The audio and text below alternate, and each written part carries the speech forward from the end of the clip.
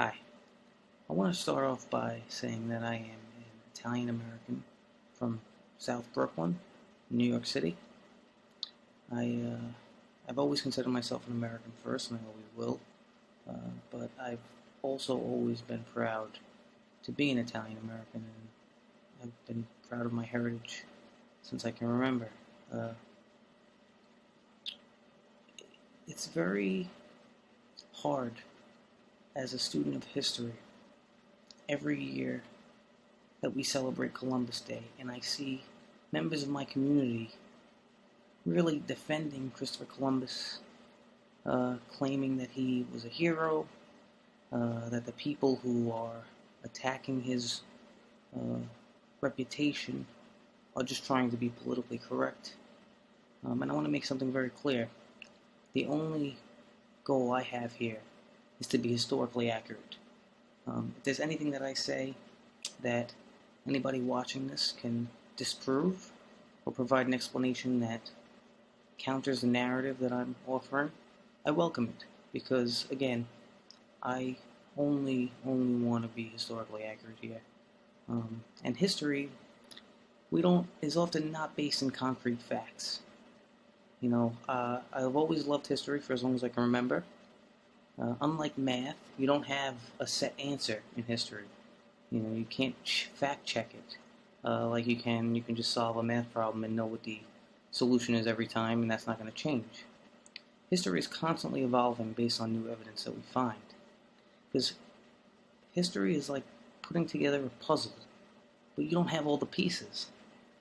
So you have to use the best pieces, the best evidence that you have to come up with a theory. Sometimes those pieces change. Sometimes we discover new pieces. And with that, your understanding of history has to change with it. So there's a lot of critical thinking that goes behind it. And you can't just get stuck on one theory and refuse to change your view on it if you're presented with new evidence. So I hope that if anyone actually watches this video, I hope that if they are someone who holds Columbus in high regard, that they actually reflect on what I'm about to say, and don't just discount it because it hurts their pride or they have an emotional response to it. There are two things that I really want to make clear, and before I even get to that, I've thought about making a video like this for quite some time. But the reason I never have is because I'm a nobody. I don't have a platform. Who cares what I think, right? And that's always kind of stopped me from making this video. But watching the Columbus, Day festivities this year with Governor Cuomo being the Grand Marshal of the virtual parade, I guess you can call it. And Governor Cuomo is a man that I respect a lot. I think he did an outstanding job with the coronavirus. He's a man who prides himself on facts and evidence. But for some reason, maybe it's just political, he refuses to see the evidence on this issue. And he defends Columbus, and he participates in a celebration of this man.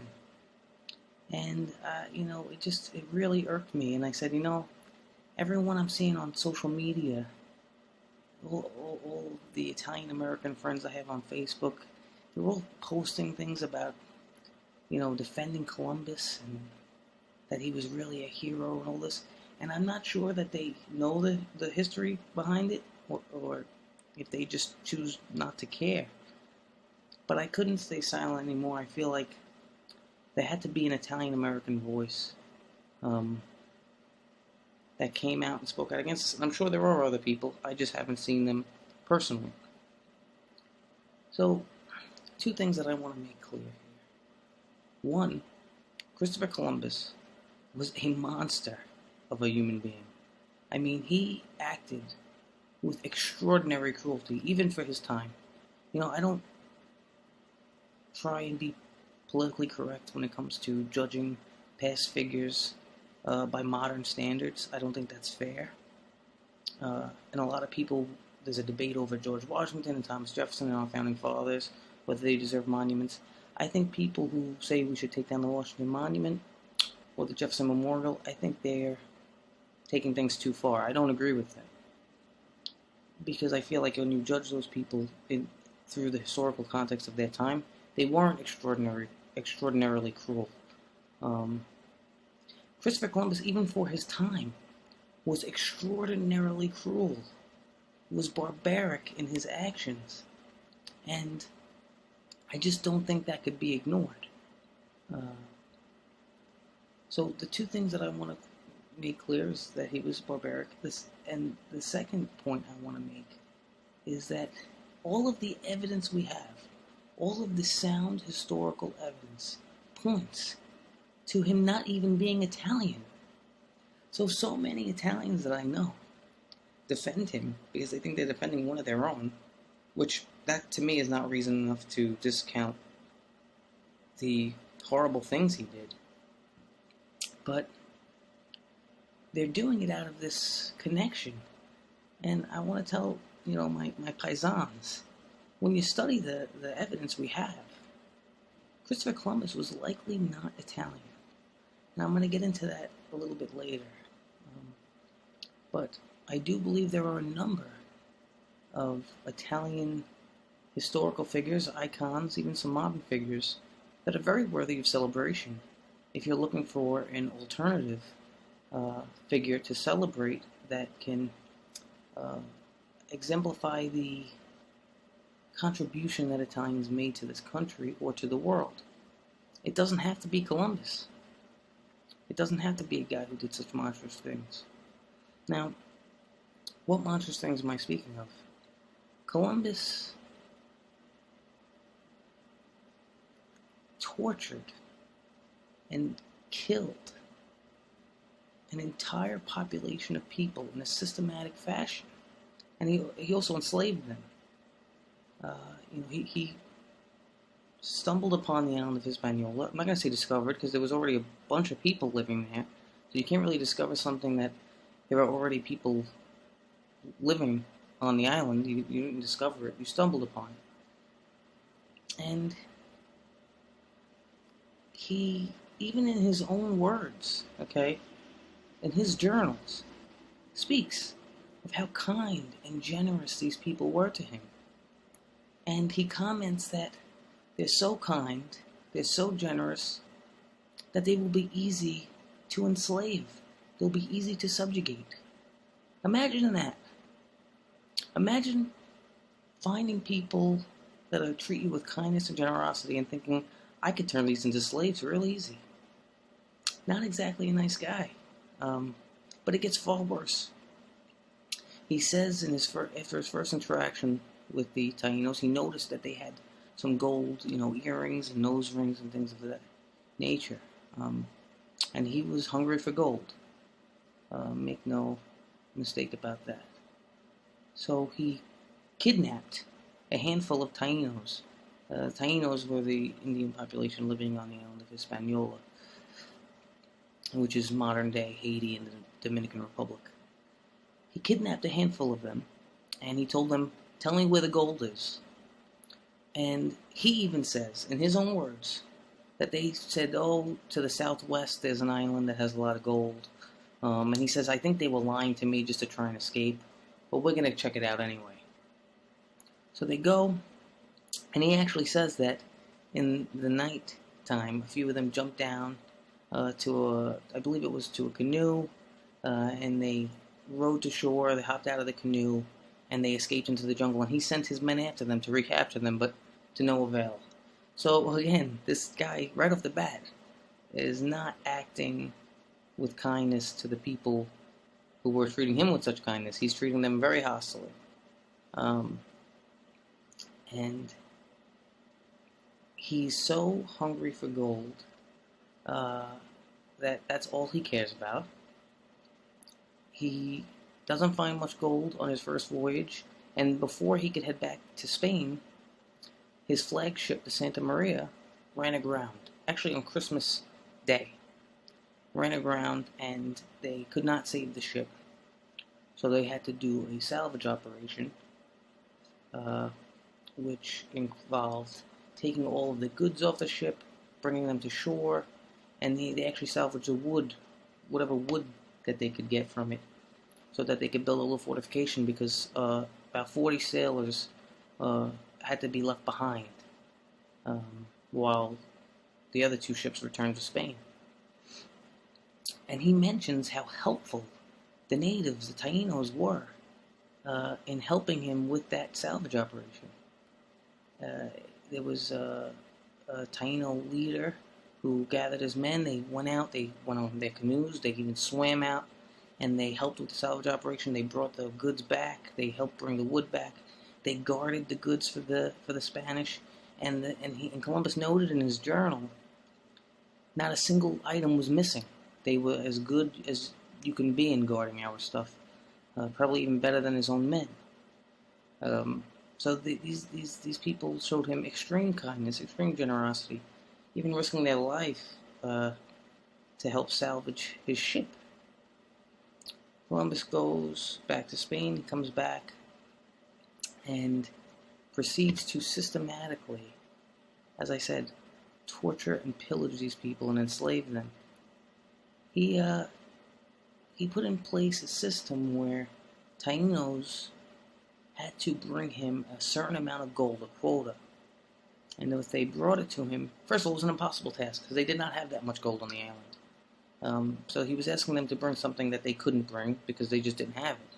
If they had it, they would have given it to him, to be quite honest. From all the records, all the historical records we see, they likely would have given it to him, but they just didn't have it to give. So he puts this quota in place, and if they bring him the right amount of gold, they get a copper token. That's proof that they met their quota. If they didn't bring the right amount of gold, he'd have their hands chopped off, and they'd bleed to death. And this was the way thousands and thousands of Tainos died, because they didn't bring him enough gold, so they had to die, right? That makes sense. His men acted with such barbarism and cruelty that they would go around killing Tainos at will. There's a story, there's a man who was a Spanish settler in Hispaniola and actually engaged in slave raids and military expeditions against the Tainos for years, until he had a change of heart, gave up his holdings in Hispaniola and went back to Spain to plead for the natives who were being treated so horribly under Columbus and after Columbus. And this man was Bartolome de las Casas. He actually wrote on this short account of the destruction of the Indies, a very famous piece. And he wrote how, conquistadors would have found, young boys with parrots. They didn't specify an age, but they were young children. They wanted the parrots, the conquistadors, so they took the parrots and they chopped the boys' heads off. Children. How there were mothers who had just given birth, and the conquistadors would take the babies from them, while other men, other conquistadors that were around laughed and joked about it, and bashed the babies to death on rocks in front of the mothers. It got so bad that the Tainos resorted to killing their own children and killing themselves to avoid the barbaric cruelty that Columbus and his men were showing them and treating them with. Could you imagine that? People actually choosing to kill their own children, kill themselves, instead of face horrible, horrible cruelty. It's an extremely sad thing to think about. And so we have an account from someone who participated in these actions and then had a change of heart. We have it from Columbus's own words. Okay? There was also, Columbus did not just treat the indigenous populations with horrible cruelty. He also treated Spanish settlers. He was the governor of Hispaniola, of a Spanish settlement. And he treated his own people with horrible cruelty. He treated them with so much. He was such a tyrant that people started to complain to the crown, and the crown sent an investigator, Francisco de Bobadilla, a member of the Knights of Calatrava, and he made a full report. In this report, even Columbus's friends and allies admitted to the horrible cruelty that he was showing the settlers. They couldn't deny it. It was so blatant. It was a man who got arrested for stealing corn. So they chopped his nose and ears off and then sold him as a slave. It wasn't enough that they had enslaved thousands and thousands of Tainos. He sold a Spanish settler as a slave. There was a woman who made a comment about Columbus being of lowly birth. So his brother had her stripped naked, paraded through the settlement on the back of a mule, naked, and then had her tongue cut out of her mouth. When Columbus heard of this, he congratulated his brother on a job well done. Good job, brother, you've defended our family. I mean, seriously, this is a guy we want to celebrate? You know, if there was a person in modern day who was going on a road trip, let's say his car breaks down, and he's kind of in the middle of nowhere, but there's an elderly couple that lives nearby, and they see that this guy's car broke down, and you know, the guy goes out, the elderly man goes out and says, "Hey, mister, I can fix your car. I'm a mechanic. So let me tow it into my driveway for you. Stay in the house, stay warm, while I fix the car. It'll take a couple of hours." Fixes the guy's car for him. Says, "Before you hit the road again, me and my wife would be honored if you could enjoy a meal with us. You know, we want to make sure you're nice and fed before we send you off." And that person sits down, has a meal with this nice elderly couple, enjoys their food, gets a full stomach. Then after the meal is done, he picks up a knife and brutally murders them, robs their house, and goes on his way. That person would be public enemy number one. Every single news channel would be showing this guy's face if they had it, or talking about the story, saying, "We need to catch this suspect, he's pure evil." Columbus did the same thing by going in and taking the kindness and generosity of the natives and then committing genocide against them and enslaving them. And he did that on a much wider scale. He did that times 1,000,000. As the person in my analogy, compared to the person in my analogy. But instead of him being public enemy number one, instead of him being viewed as evil, we give him a national holiday that celebrates his legacy, and we have statues of him. It just completely goes against human decency.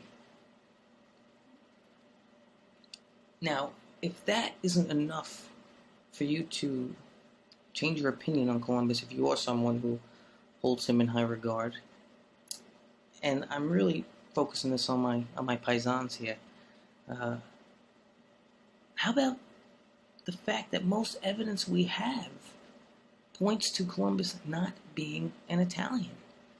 The only evidence we have of Columbus being Italian is that he says he was born in Genoa. But there's no actual historical records that, help prove that. And he certainly could have had reason to lie about his background, and I'm about to get into that. There are 3 popular theories about why, well, there are actually many theories, but there are 3 popular theories about why Columbus would have lied about his background and made this genuine story up.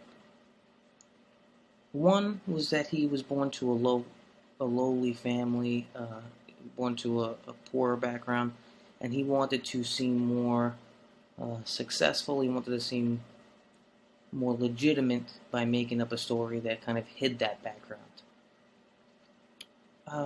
Another is that, King Ferdinand and Isabel did not just assume power.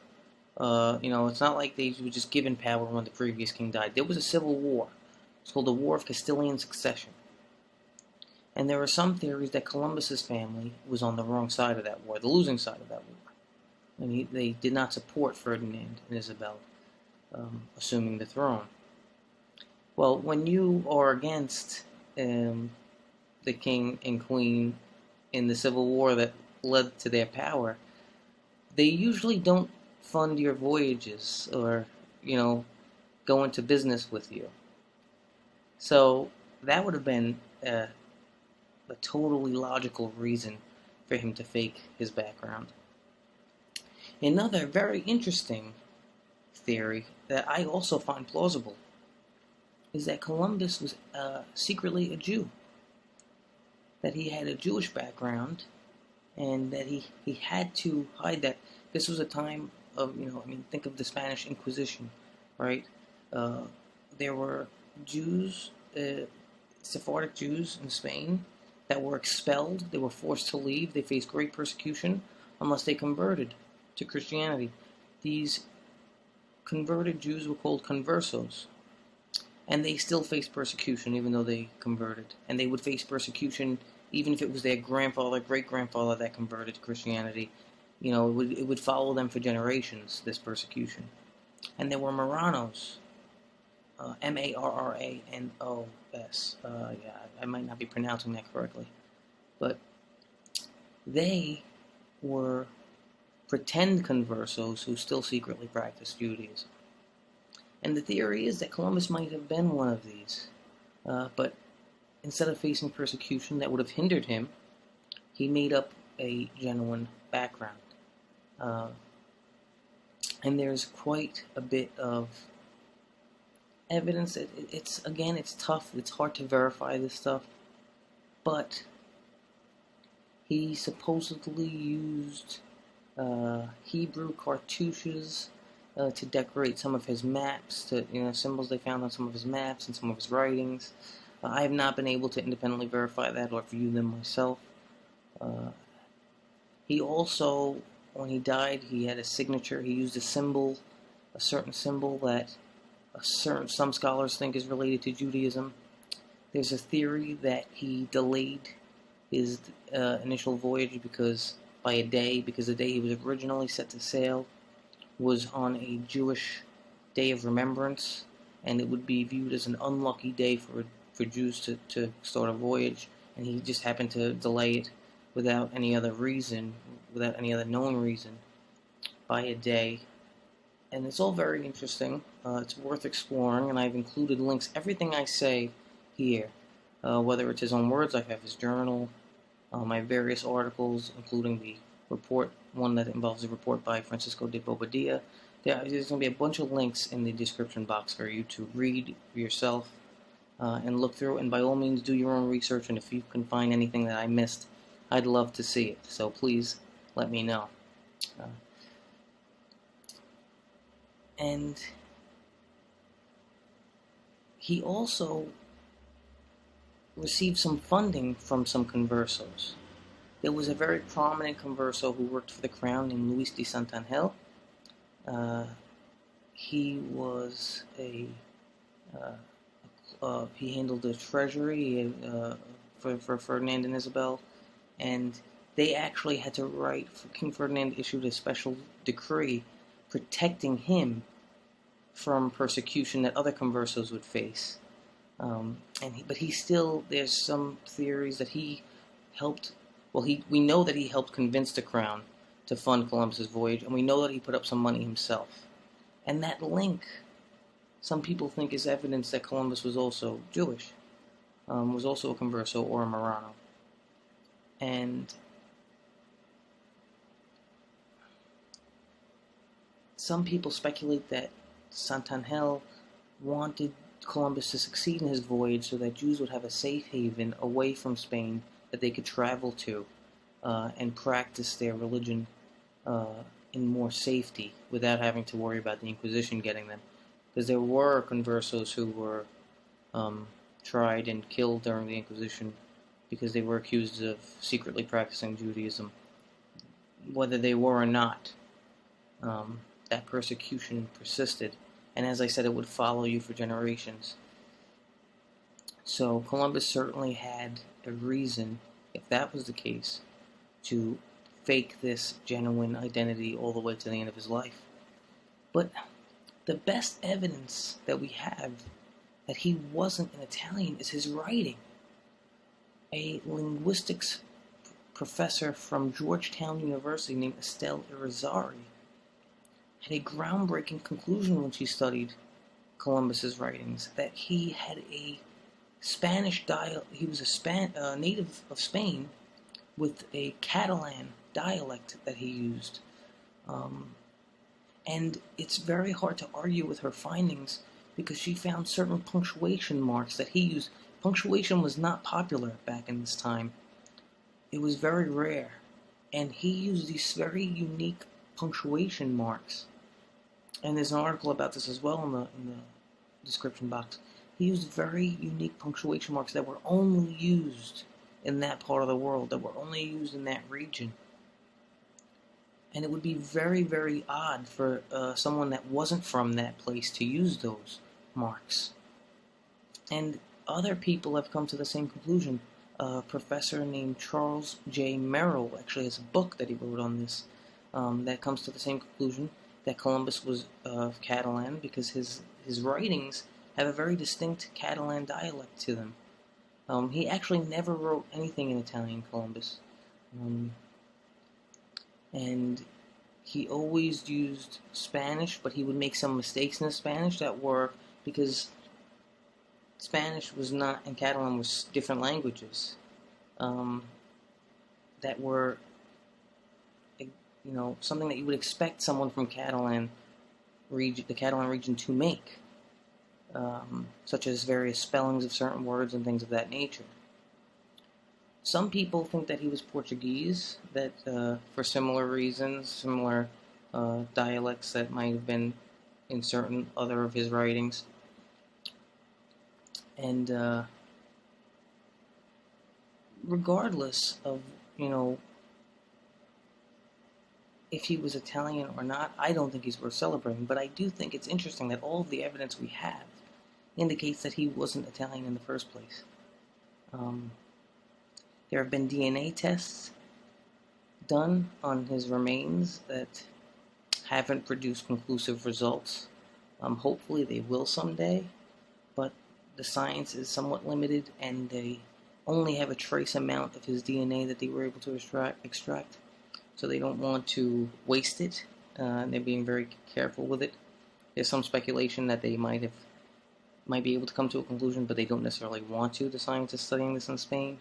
But I do think it's interesting that so many different people are vying for the ability to claim Columbus as their own. When he was in fact an extremely cruel person, as his own words show us. Now, if you're an Italian, and by the way, he never returned to Genoa, Columbus. A lot of times people, when they retire, will go back to their home, where they're from, especially if he's such a proud Genoan, like he claimed to be. But he never returned, never had any interest in returning, which is also fairly telling. And, again, even if he was Italian, which I don't think the evidence shows he was, there are so many other Italian figures we can celebrate that don't have this dark past, that didn't commit genocide, We have, if it needs to be an explorer, right, we have a guy like John Cabot, who you might say he doesn't sound Italian. Well, that's because he sailed for Britain, and back in those days, explorers nativized their names under the flag they were sailing. So his real name was Giovanni Caboto. He wasn't Italian. He was a great explorer.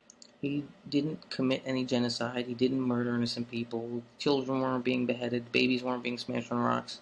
There was no enslavement, no rape. So if you need to celebrate an Italian explorer, I give you Caboto as an example of someone who could be celebrated. There are people like Leonardo da Vinci who we can celebrate. Great men of science like Giordano Bruno, who gave his life for science, who refused to recant the findings that he had, because he knew they were right, and if the church didn't like it, they were going to kill him. So be it. He was not going to recant. Now, that's a man to celebrate. Galileo, who didn't have quite the courage Bruno did, but did achieve some great scientific findings of his own. And if we want to look at modern day figures, how about Dr. Fauci? I'm a little preferential to Dr. Fauci because we come from the same neighborhood.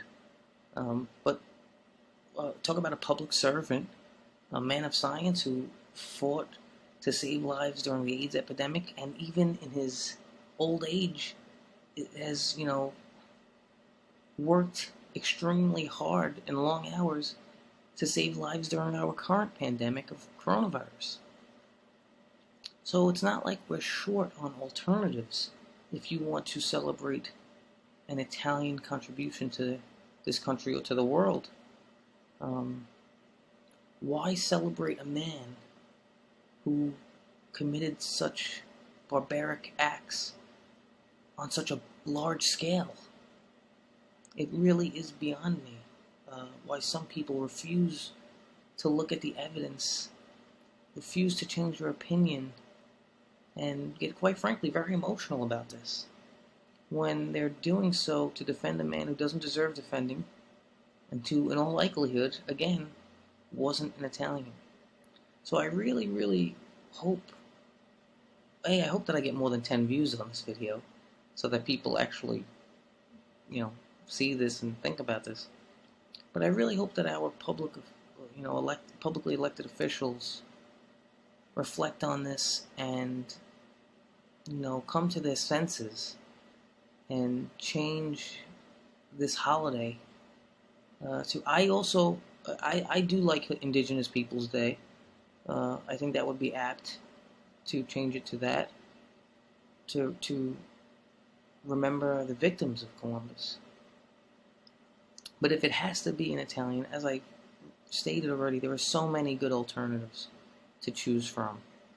And, it's just, imagine being a descendant of the people who were killed, or an indigenous person. How does it make you feel that Columbus is being celebrated? It's got to be very painful every year. And in a country that prides itself, or should, some people don't pride themselves on believing in equality. We're supposed to be a country that believes in equality. And it's very, very harsh. It's a very harsh thing to do to celebrate a man like Columbus. So, again, I am just trying to be historically accurate here. I've included various research documents in the description box, links for further reading. Some of them are more academic than others, granted, but they're all fairly interesting. And I hope that if you are listening to this and you came into this as a supporter of Columbus, that you reconsider that support, that you reflect on this. And again, if there's anything that I missed or got wrong, please point it out to me. I have big ears, and I'm willing to use them to listen, because I definitely just want to be historically accurate here and set the record straight. And with that said, I hope you enjoyed the video. Thank you for listening, and I look forward to, hopefully generating a discussion around this very controversial topic. Thanks.